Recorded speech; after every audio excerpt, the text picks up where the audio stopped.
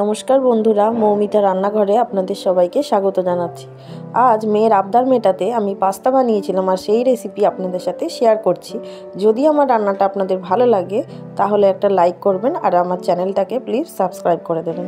Pasta বানানোর জন্য আমরা প্রথমে এই পাস্তা কিছুটা আমার পরিমাণ মতো পাস্তা আমি সাদা তেল আর নুন দিয়ে সেদ্ধ করে রেখেছি, আগে থেকে সেদ্ধ করে রেখেছি। আর তাতে আমি এখানে কিছুটা গাজর কেটেছি, এখানে ফুলকপি আর এখানে বিনস রয়েছে, এগুলোকে আমি ভেজে দেব।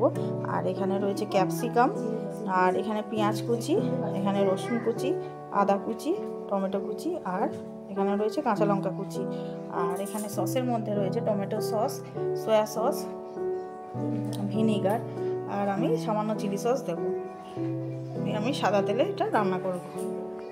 আমি সাদা তেলের মধ্যে অল্প একটু জিরে ফোড়ন দিলাম, তারপরে আদা কুচি দিচ্ছি, তারই ওপরে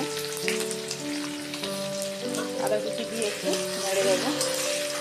তার উপরে রসুন কুচি দিচ্ছি, এর উপরে এই হালকা ভাজা হওয়ার পরে এর উপরে আমি গাজর দিচ্ছি, ডুমো করে কাটা গাজর, আর ওরকমই ছোটো ছোটো করে আমি ফুলকপিও কেটে নিয়েছি, আর ছোটো ছোটো করে বিনসও কাটা আছে। এবারে এর উপরে ফুলকপিটা দিচ্ছি, গাজরটা হালকা একটু ভাজা হয়ে এসছে মোটামুটি।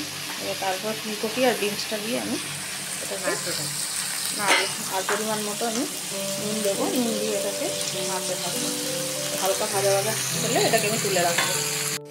এবারে এর উপরে ক্যাপসিকামটা দেবো, এর উপরে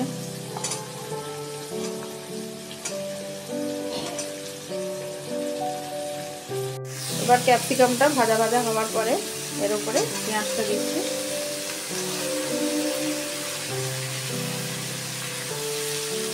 পেঁয়াজটা দেবো, আর তার সাথে অল্প আমি কড়াইশুঁটি দিচ্ছি, দিয়ে এবার আবার আনতে ভাজবো, আর টমেটোটা দিয়ে দেবো।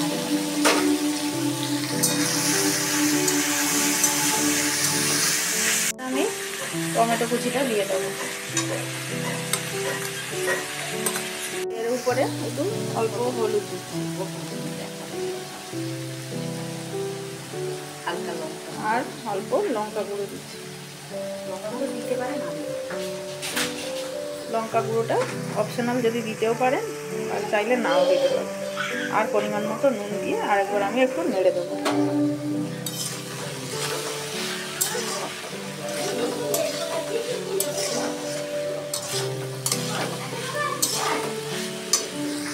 এবার আমি এর উপরে পাস্তাটা দিয়ে দিচ্ছি, সেদ্ধ করা পাস্তাটা আগে থেকে রাখা ছিল, এটা এর উপরে দিয়ে দিচ্ছি। এর উপরে আমি টমেটো সসটা অ্যাড করছি, পরিমাণ মতো টমেটো সস একটু দিতে হবে। এবার আমি কাঁচা লঙ্কা কুচিটা দিয়ে দেবো, আর এবারে এটাকে ভালো করে আমি মিক্স করে নিচ্ছি। এই সময় নুন মিষ্টিটা দেখে নেব।